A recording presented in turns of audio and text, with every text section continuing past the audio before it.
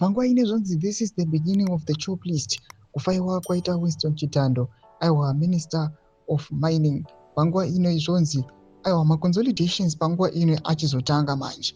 Kwakunyatsokueliminatiwa vanhu vanozivikanwa kunzi they are detriment aiwa kune zvigananda sesuccess vari kunouya panguva inoi vachinogurunura vese vanosuspekta kuti aiwa these guys aiwa vangastopa zvavanoda kuita. Chaita vachishamiswa panguva inoi chinhu kunzi Winston Chitando aizivikanwa kunzi aiwa he kept a track record aiwa kana kuri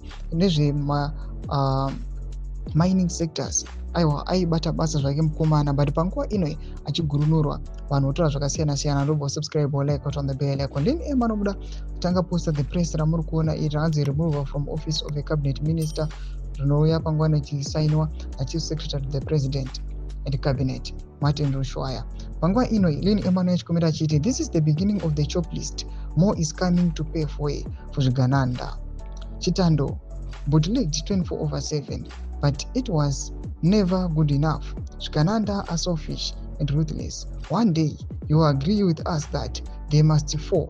Abacha Zvigananda ndio mashoko ari kuya panguva ino achiva echoed naLynn Emma achiti yes, each and every day tinouya tichiexpose corruption, tichidai vamwe vachitituka vachiti haya Zvigananda muzvikwanisi and the likes, but akuratidza kuti instead yekuti mbe muchiti ataka, you must join us in the call yekumisa Zvigananda. Noda kuti panguva inoi this is just the end of the beginning, but the real thing is coming.